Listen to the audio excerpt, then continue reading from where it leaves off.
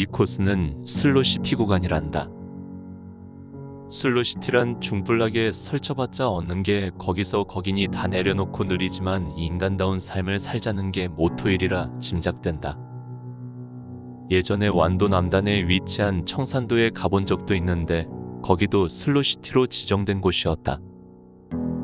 이 코스와는 동떨어진 위치에 있지만 오늘 걸을 구간이 비교적 짧은 10.2km이니 오전에는 주산지로 가보기로 했다.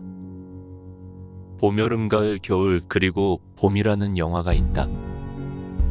김기덕 감독이 2003년에 찍은 영화다. 그 영화에는 호수 하나와 늙은 버드나무가 나온다. 그 호수가 주산지이고 늙은 버드나무가 왕버들이다. 이 나무는 종아리를 물에 담근 채 산다. 아마도 물속에 잠긴 발은 팅팅 불어 강바닥의 일부가 되었으리라. 주산지는 만든 지 300년 된 인공호수다. 호수는 아무리 감은 해라도 바닥을 드러낸 적이 없다고 한다. 그러면 엄청 큰 대물이 살만도 하다. 아닌 게 아니라 대물이라 할 만한 잉어가 버글거렸다. 주산지 주변 풍경은 계절별로 매우 색다른 운치가 있다고 하는데 앞권은 물안개가 자욱히 드리웠을 때라고 한다.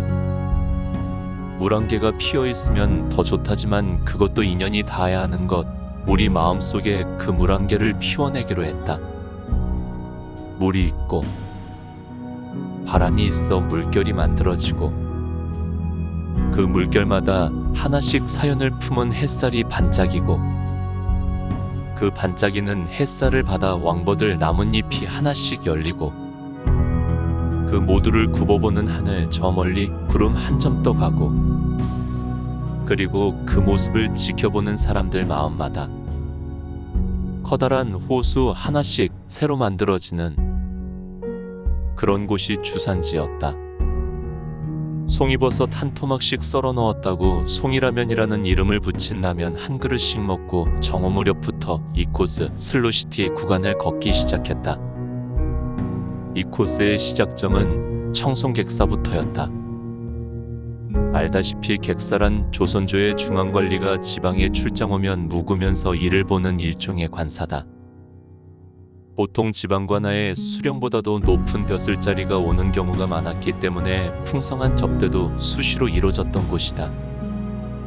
그 객사 옆쪽에 수많은 대자보가 붙어 있었는데 그 대부분이 국민이 처참하게 화형을 당하였는데 종전선언 개소리를 한 문재인을 화형에 처하자 와 같은 극렬한 구호를 담은 것들이었다. 이 상간벽촌의 청송에서조차 북의 민간인 사살 문제를 충격적으로 인지하고 있는가 보다. 이 코스는 길이 평탄할 것이라는 기대는 언감생심이었다. 천변을 따라 삽상한 바람길로 이어지던 길은 갑자기 가풀제라는 깔딱고개로 넘어갔다. 헥헥거리며 한 30분 걸어오르다가 능선길에 다다라 다같이 퍼질러 앉아 막걸리와 족발 안주를 펼치고 길가의 오찬을 즐겼다.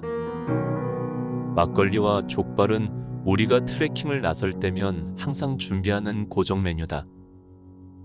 청송에는 사과 막걸리가 식당마다 대세지만 슈퍼에는 무려 8종의 막걸리가 있다고 했다.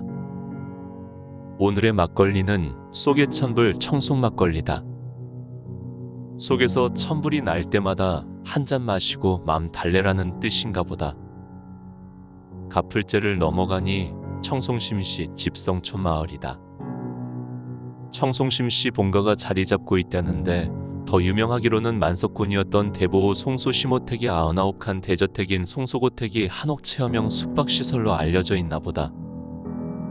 마을의 분위기는 정갈하고 포근하였다. 청송심시라면 조선 명종주의 김효원과 더불어 동서분당의 시초가 되었던 심의겸이 먼저 떠오른다.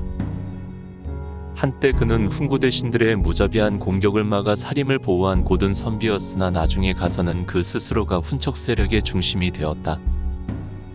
이율곡의 보호막 아래 수차례의 위기를 넘겼으나 정인홍의 강직한 탄핵을 받고 율곡사 후에 결국 파직되는 인물이다. 하지만 심의겸 이후에도 신문의 권세는 꽤 오래 갔었나 보다.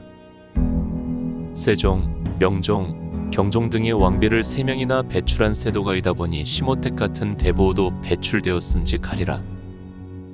청송의 제일 특산물은 사과인 것 같다. 도시 심볼마크에서부터 각종 상징물까지 온통 사과 천지다.